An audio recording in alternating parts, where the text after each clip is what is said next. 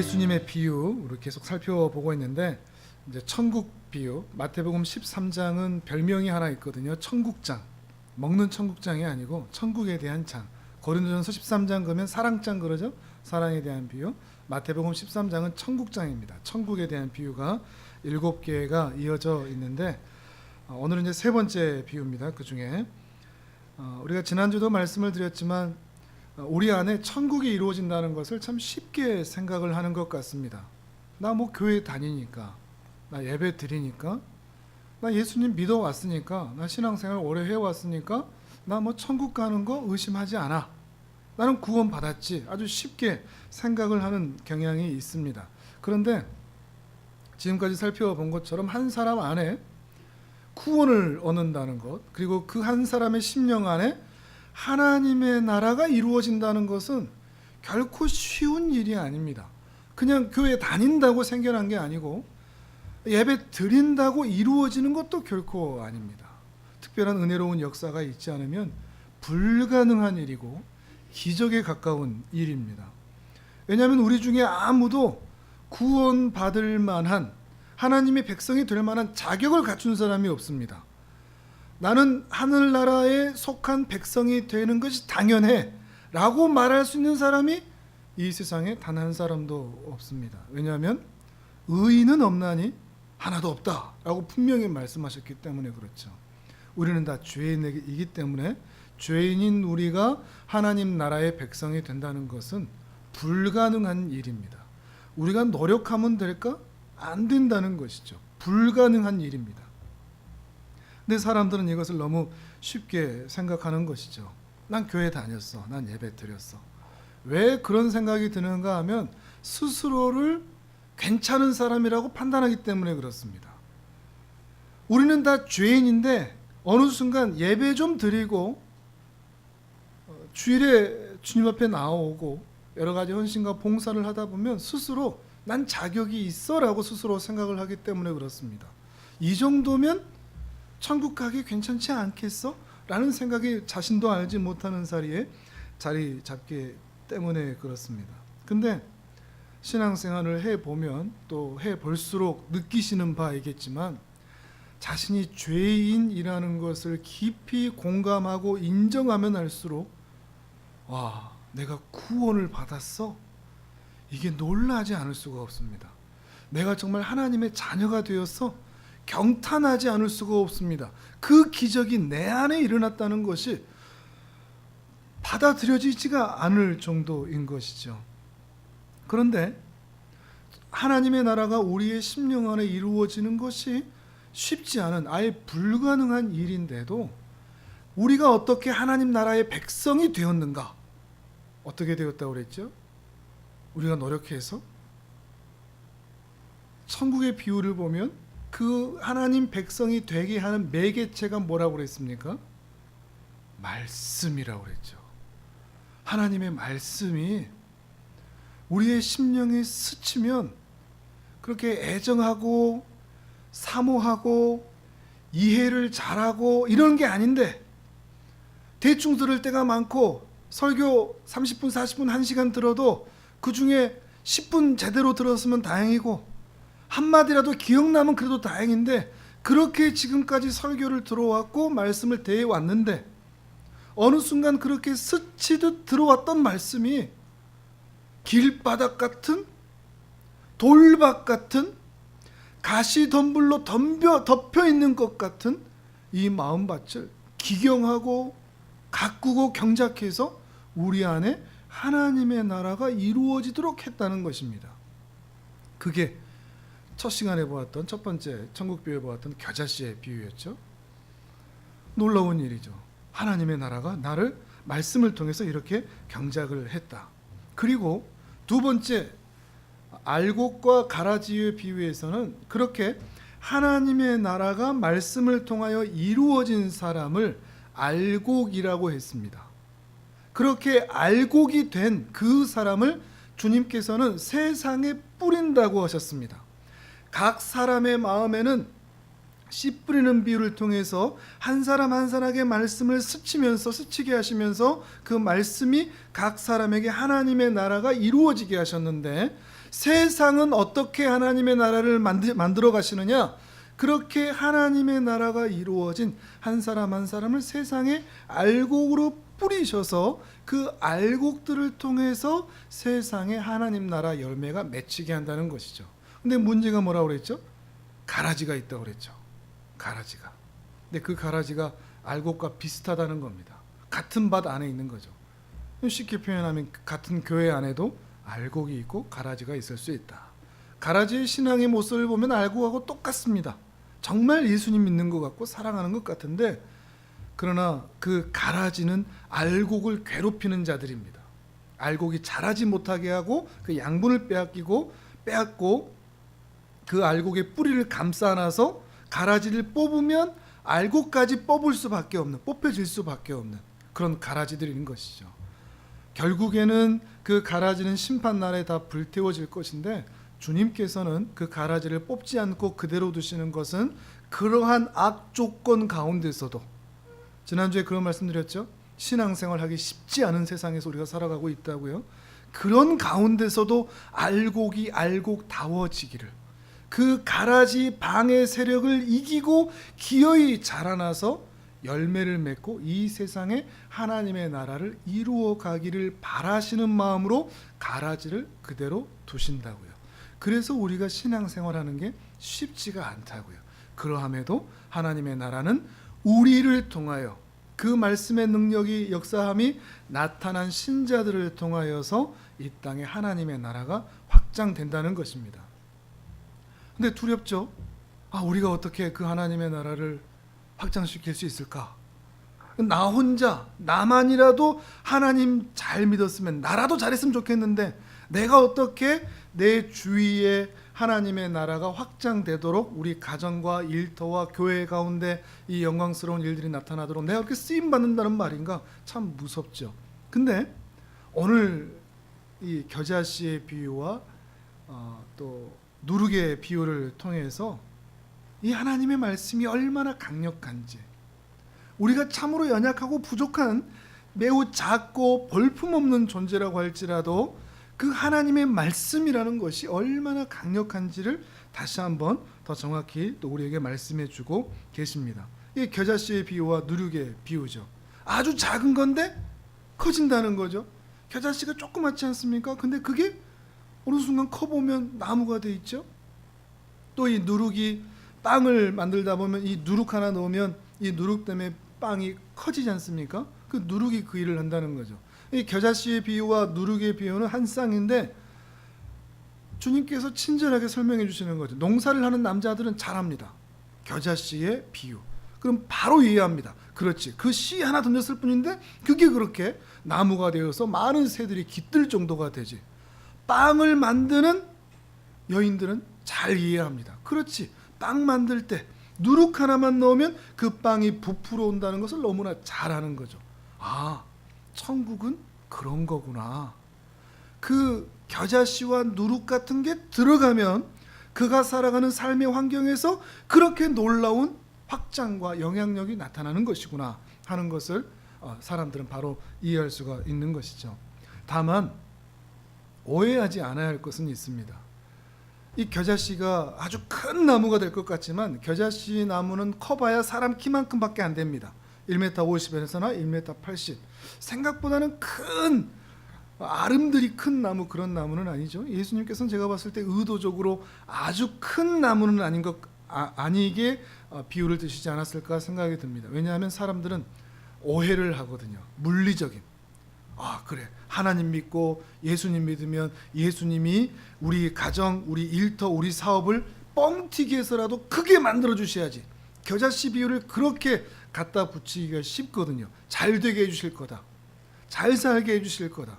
그런데 예수님께서는 너무 큰 걸로 비유드리지 않으신 거죠. 자라봐야 사람 키만큼. 빵이 커져봐야 또 얼마나 커지겠습니까? 어느 정도의 확장성, 그런 가운데서도 우리 일상에서 만나는 영향력과 확장성에 대해서 예수님께서는 비유를 드시고 계시는 것입니다.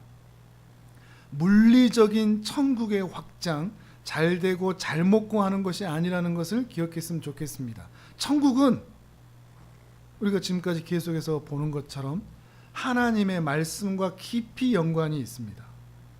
말씀으로 생겨나는 나라가 천국입니다.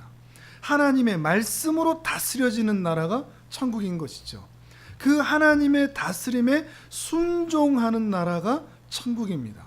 그러니 우리 안에 천국이 이루어진다 하는 것은 내가 예수님 믿고 내 안에 천국이 이루어졌으니 잘 먹고 잘 산다가 아니라 우리 안에 천국이 이루어진다는 것은 하나님의 말씀이 내 가슴에 스치면 그 말씀을 통하여 어느 순간 하나님의 말씀에 다스림을 받고자 하고 그 말씀에 순종을 하고자 하여 하나님을 사랑하는 마음밭으로 변화되는 것이 천국입니다.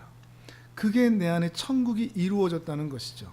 또한 이러한 사람을 통하여 세상에 하나님의 나라가 이루어진다는 것은 교회를 통해서 하나님 믿는 사람을 통해서 다니엘 같은 요셉 같은 총리가 막 나타나게 되고 예수님을 믿는 기업들은 막 잘 되고 하는 게 천국의 확장성이 아니라 한 사람 한 사람을 통하여 그들을 통하여 하나님을 사랑하는 일들이 들어가고 그분께 순종하는 일이 더 빈번하게 나타나는 일, 그게 하나님 나라의 확장이라는 것을 말해주고 있는 것입니다.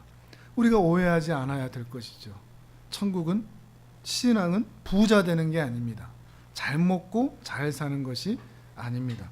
우리 말씀을 한번 찾아보겠습니다. 로마서 14장의 말씀을 한번 찾아보도록 하겠습니다. 로마서 말씀을 조금 몇 군데를 찾아가 볼 텐데요. 로마서 14장 17절을 같이 한번 보실까요? 로마서 14장 17절 같이 읽겠습니다. 시작. 하나님의 나라는 먹는 것과 마시는 것이 아니요 오직 성령 안에 있는 의와 평강과 희락이라. 아멘. 방금 말씀드린 말이 이 말씀하고 같은 말인 겁니다. 하나님의 나라는 잘 먹고 잘 마시는 게 아니다 이겁니다. 잘 사는 게 아니다 이겁니다. 하나님의 나라는 성령 안에 의와 평강과 희락으로 가득해지는 게 하나님의 나라입니다. 하나님의 의로움을 힘입게 되고 그래서 그가 죄인에서 의인이 되고 평안, 하나님의 평안으로 폭풍 가운데서도 태풍 가운데서도 삶의 질척거리는 고난과 아픔 가운데서도 평안을 누리게 되고 슬퍼할 수밖에 없고 고될 수밖에 없는 일상에서도 희락, 기쁨을 노래할 수가 있는 그러한 마음의 변화, 그것이 바로 하나님 나라라는 것입니다. 하나님의 나라는 의와 평강과 희락이라 하는 거죠. 겨자씨와 같은 그리고 누룩과 같은 아주 작아 보이고 볼품없어 보이고 능력 없어 보이고 힘이 없어 보이고 재미없어 보이고 나한테 아무런 별로 도움이 될 것 같지 않은 이 하나님의 말씀이라는 게 우리 안에 그렇게 스치고 떨어지면 우리 안에 있는 마음밭을 그렇게 바꿔간다는 거죠. 하나님의 의와 희락과 평강으로 변하는 마음밭을 준다는 것입니다.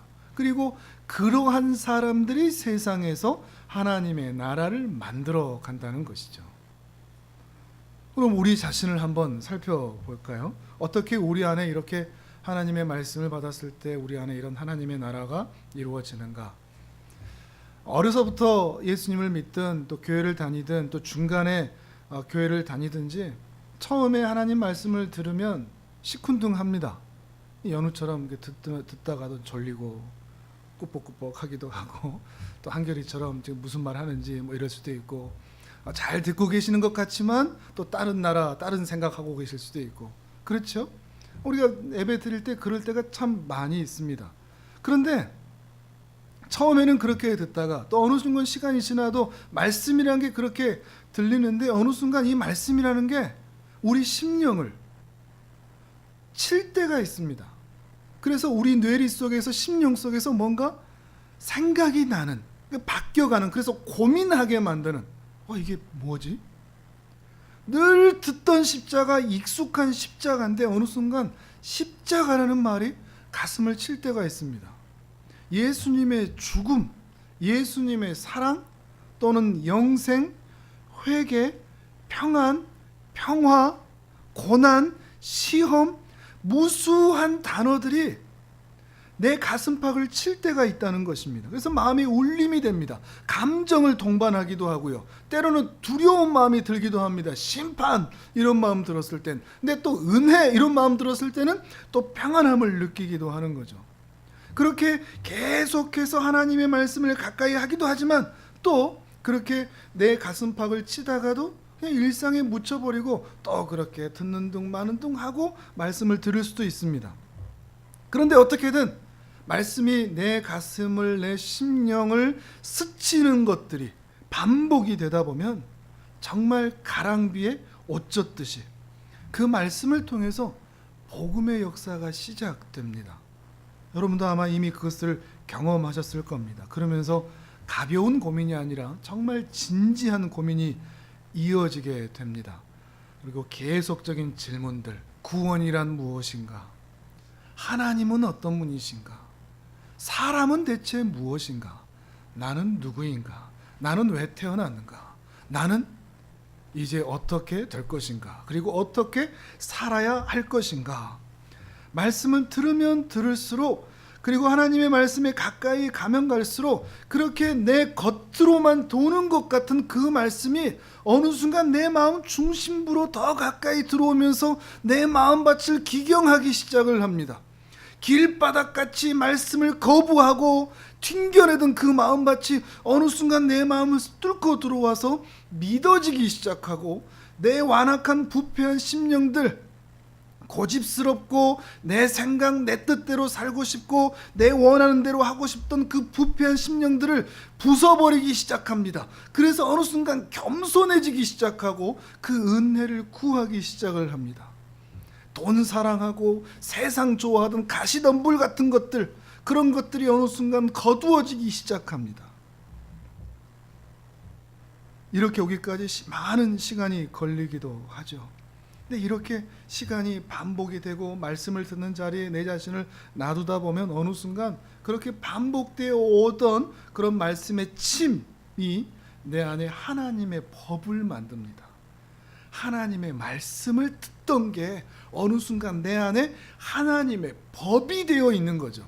그저 듣기만 했던 그 말씀이 이제는 내가 지키고 따라야 할 법으로 내 안에 자리 잡기 시작을 한다는 것입니다. 근데 그렇게 자리 잡기 시작하면 좋겠지만 내 안에 계속해서 반대되는, 내가 그 전에 가지고 있던 내 육신의 법, 죄의 법, 구원받기 전에 살면서 가지고 있었던 육신의 정욕들, 이것들이 계속 부딪힐 수밖에 없습니다.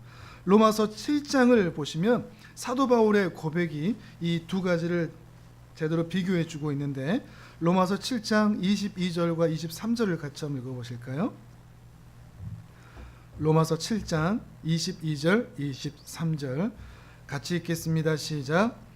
내 속사람으로는 하나님의 법을 즐거워하되 내 지체 속에서 한 다른 법이 내 마음의 법과 싸워 내 지체 속에 있는 죄의 법으로 나를 사로잡는 것을 보는도다. 아멘. 분명히 내 속마음은 하나님의 법을 사모합니다. 이게 옳다는 것, 이게 바르다는 것, 이렇게 살아야 한다는 것을 너무나 잘 압니다. 근데 내 지체 속에, 내 몸 안에, 내 육이 된 내 마음 안에 다른 법, 곧 죄의 법이 나를 사로잡아 버리는 겁니다. 하나님의 법으로 가지 못하도록. 그래서 영적 전쟁이죠. 싸움이 일어납니다. 내 마음밭에서. 그렇게 살면 안 돼. 그냥 그렇게 살아. 편하게 살아. 하고 싶은 대로 살아. 사람들이 하라고 하는 대로 살아. 또 한편으로는 그렇게 하면 안 돼. 예배 자리로 가야 돼. 말씀대로 살아야 돼. 라고 하는 그 전쟁이 계속해서 우리 안에 일어나는 거죠. 어느 정도까지 그게 일어나느냐? 아, 싫다. 신앙생활 그만하자. 교회 떠나자. 이 마음이 들 정도로, 그 정도까지 고민해 보셨습니까? 아, 나 이렇게 하나님 믿느니 너무 갈등이 돼서 정말로 주님을 떠나고 싶은 게 아니라 이 갈등이 너무나 크니까 내 안에서 계속해서 이 두 가지가 내 안에서 충돌을 하니까 너무나 힘이 든 그런 상황을 맞게 되는 것이죠. 양심을 계속 자극하는 것입니다. 그러다 보니까 아무 곳에나 가지 못하겠고 아무 말도 못하겠고 아무 행동도 할 수가 없습니다. 행동의 제약이 너무나 많이 따릅니다. 그래서 그 하나님의 법을 따르고자 하는데 근데 결과적으로는 또다시 실수하고 또다시 죄짓고 또다시 넘어지고 그러다 보니 더 가슴은 답답해지고 이게 반복되는 거죠. 그러다가 그 반복이 심해지다가 어느 순간 어느 때 자신에 대해서 절망을 할 때가 있습니다. 내가 이 정도밖에 안 되는구나. 마음의 전쟁이 그치지 않다가 크게 넘어지는 날이 있다는 것입니다. 아무리 죄와 싸우고 하나님의 말씀대로 살려고 해도 안 되는 나 자신을 발견할 때가 있더라는 것입니다. 너무나 무기력한 나를 발견하는 것이죠. 이것은 단순히 세상에서 고난을 만났을 때 힘들다 하는 것과는 다른 겁니다. 힘들다, 너무 힘들다, 그래서 인생의 밑바닥을 쳤다 하는 것과는 다른 겁니다. 물론 그것과 같이 오기는 합니다. 그렇게 같이 올 때 하나님의 말씀에 대해서 절망을 하는, 나의 죄인됨을 뼈저리게 고민하게 되는, 난 죄인이다.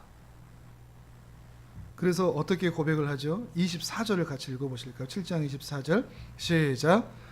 오호라 나는 공고한 사람이로다.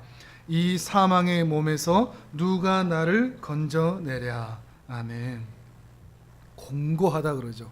갇혀버렸다는 겁니다. 그 죄에게 완전히 갇혀버렸다는 거죠. 그리고 누가 나를 이 사망의 늪에서 건져낼 리가 아무도 없다고 하는 겁니다. 소망이 없는 겁니다. 희망이 없는 겁니다. 그 절망의 늪에서 완전히 빠지게 되는 거죠. 나는 더 이상 죄를 떼낼 수가 없구나. 난 죄인이구나. 이겨낼 수가 없구나 하는 것이죠. 그런데 그때 많이 갈라집니다. 그때 난 도저히 기독교는 안 맞아. 교회를 떠날 때가 있고 그 지점에서 많이 그럽니다. 그런데 답이 안 나오는데도 계속 그래도 자신을 하나님의 말씀 앞에 교회 앞에 자신을 끌어앉혀 놓으면 어느 순간 때가 참해 하나님께서 그 말씀으로 그 심령에 은혜를 주실 때가 있습니다. 그게 로마서 8장입니다. 8장 1절과 2절입니다. 우리 같이 읽습니다. 시작. 그러므로 이제 그리스도 예수 안에 있는 자에게는 결코 정죄함이 없나니 이는 그리스도 예수 안에 있는 생명의 성령의 법이 죄와 사망의 법에서 너를 해방하였음이라. 아멘. 바로 이겁니다. 그리스도 예수 안에 있는 생명의 성령의 법. 이게 바로 겨자씨입니다. 이게 누룩입니다. 그 전에는 말씀을 듣고 깨닫기도 하고 이해하기도 하고 반성하기도 하고 뉘우치기도 합니다. 그런데 그게 아직 여기까지 온 것은 아닙니다. 정말로 구원의 은혜를 경험했다는 것은 뭐냐? 바로 이런 생명의 성령의 법이 단순히 윤리 도덕적으로 깨우치고 뉘우치고 하는 정도가 아니라 생명의 성령의 법이 이 공고한 사망의 몸에서 나를 진정으로 구원을 해서 내가 이제 자유다.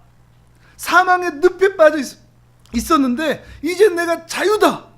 난 이제 감옥에서 나왔다. 이제 그 누구도 나를 정죄할 수 없다. 하나님이 나를 구원했다. 나를 사랑했다. 이 마음이 일어나는 것입니다. 이게 니고데모가 요한복음 3장에서 그토록 궁금해하고 갈망했던 거듭남의 비밀입니다. 중생인 거죠. 다시 태어나는 겁니다. 그게 뭐에서부터 시작한다고요? 그리스도 예수 안에 있는 생명의 성령의 법. 그게 바로 겨자씨라고요. 그게 바로 누룩이라고요. 그게 우리 안에서 말씀이 계속해서 침을 반복할 때 우리를 의와 화평과 희락의 나라로 인도해 간다는 것입니다. 그리고 이제 그렇게 은혜를 경험한 사람은 이제 더 이상 옛 생활의 습관으로 돌아가지를 못합니다. 분명히 이전에는 그게 더 좋았습니다. 옛 습관대로 살던 것, 내가 원하는 대로, 내가 하고 싶은 대로, 다른 사람이 뭐라고 하든 교회에서 뭐라고 하든 내가 하고 싶은 대로 살았던 그것이 더 좋았습니다. 근데 이 생명의 성령의 법이 나를 자유케 한 사람은 더 이상 그대로 살지를 않습니다. 더 이상 그 자리로 돌아갈 수 없습니다. 내가 가난하더라도, 내게 내 손에 쥐어지는 게 없더라도, 내가 고생을 하더라도 난 그때로 안 돌아가. 나는 그렇게 거짓과 위선과 분노와 상처의 세계로 난 돌아가지 않아. 생명의 성령의 법을 더욱 믿음으로 따라가기를 시작하는 것이죠. 그러면서 진정한 예배자가 되는 것입니다. 로마서 12장입니다. 로마서 12장으로 같이 한번 보실까요? 로마서 12장 1절과 2절입니다. 이런 상태에서의 예배가 주님이 받으시는 예배입니다. 1절과 2절을 같이 읽습니다. 시작. 그러므로 형제들아, 내가 하나님의 모든 자비하심으로 너희를 권하노니 너희 몸을 하나님이 기뻐하시는 거룩한 산 제물로 드리라. 이는 너희가 드릴 영적 예배니라. 너희는 이 세대를 본받지 말고 오직 마음을 새롭게 함으로 변화를 받아 하나님의 선하시고 기뻐하시고 온전하신 뜻이 무엇인지 멸하도록 하라. 아멘. 이 예배가 참된 예배인 거죠. 예배당에 있다고 다 하나님이 받으시는 예배는 아니라는 것입니다. 거듭난 신자의 예배는 다릅니다. 그리고 그의 인생과 삶의 현장에서도 달라지는 것입니다. 그것을 영적 예배라. 1절에 그러죠. 영적 예배라. 이들은 이 세대를 따라가지 않습니다. 새로워지고 변화된 것을 기뻐합니다. 오직 하나님의 선하시고 기뻐하시고 온전하신 뜻에 따라 살기를 기뻐하는 것입니다. 이게 신자인 것이죠. 하나님의 나라가 그 안에 이루어진 사람의 모습이라는 것입니다. 이게 바로 알곡이죠. 그리고 이게 바로 씨 뿌리는 자의 비유에서 100배, 60배, 30배의 열매를 맺는 좋은 밭의 사람들의 모습이라는 것이죠. 그리고 주님께서는 바로 이런 사람들을 세상에 심으시는 겁니다. 그리고 이런 사람들을 통해서 세상을 바꿔가시는 것이죠. 세상이 그렇죠. 예수님의 제자 12명이죠. 그들밖에 없었습니다. 예수님의 사역의 결과는 12명 그들밖에 없었습니다. 그 중에 한 명은 배신하기까지 했죠. 예수님을 팔아버렸죠. 근데 그 12명이 다시 하나 또 충원해서 12명이 되었는데, 그 12명이 이 세상을 여기까지 이끌어온 것 아니겠습니까? 이 세상에 하나님의 나라가 이루어지도록 해온 것 아니겠습니까? 온 세상의 3분의 1이 예수님을 믿고 있습니다. 참 신기하지 않습니까? 수많은 종교들이 뜨고 지지만 기독교, 개신교만은 오직 하나님의 은혜 가운데서 계속 유지되고 있는 겁니다. 이 시대의 모습을 봐도 그렇죠. 성도들이 욕먹을 짓을 참 많이 합니다. 우리 자신의 모습도 그렇고요. 교회도 그렇습니다. 목회자들도 그렇고요. 뉴스 보면 교회 안에 새신자가 오면 안 됩니다. 그렇지 않습니까? 교회들 하는 짓거리 보면 교회 안에 새로운 사람이 오면 안 되는 겁니다. 근데 그렇게 연약한 게 많고 오점이 많고 정말 손가락질할 거 우리 스스로도 부끄러운 그 일들이 많은데 우리도 여전히 교회 안에 붙잡혀 있고 또한 무수한 새로운 사람들이 교회 안에 유입되고 있다는 것은 놀라운 사실이라는 겁니다. 왜 그럴까요? 그게 바로 겨자씨, 누룩과 같은 말씀의 능력 때문이라는 거죠. 몇몇 교회가 잘하거나 몇몇 목회자들이 여전히 잘해서가 아니라 우리가 그렇게 애정하지 않는, 우리가 그렇게 즐겨하지 않는, 우리가 그렇게 잘 이해하지 못하는, 우리가 그렇게 사모하지 않는 그 하나님의 말씀이라는 것이 여전히 세상 가운데 뿌려지고 있기 때문에 그 말씀에 스치운 사람들이 여전히 변화되고 하나님을 알아가면서 그들 안에 하나님의 나라가 이루어지고 있고 이 세상 가운데 하나님의 나라가 나타나고 확장되어 가고 있다는 것입니다. 우리가 살아야 할 중요한 삶의 모습이 오늘 비유에서 이렇게 말을 합니다. 다시 한번 마태복음 13장으로 돌아가서 32절의 말씀을 같이 한번 보실까요? 마태복음 13장 32절 시작. 이는 모든 씨보다 작은 것이로되 자란 후에는 풀보다 커서 나무가 되매 공중의 새들이 와서 그 가지에 깃들이느니라. 아멘. 겨자씨에 의하여 나무가 된, 누룩에 의하여 큰 빵이 된, 그래서 하나님의 나라가 그 안에 이루어져 있다고 하는 그 증거가 뭐냐? 새들이 그 나무에 깃든다는 겁니다. 새들이 왜 나무에 올까요? 피하고 싶고, 먹을 게 있고, 보호받고 싶고, 쉬어가고 싶고, 그러기 때문에 새들은 나무를 찾는 것이죠. 왜 사람들이 교회로 올까요? 보호받고 싶고, 쉬고 싶고, 은혜를 누리고 싶고, 울타리 안에 있고 싶기 때문일 것입니다.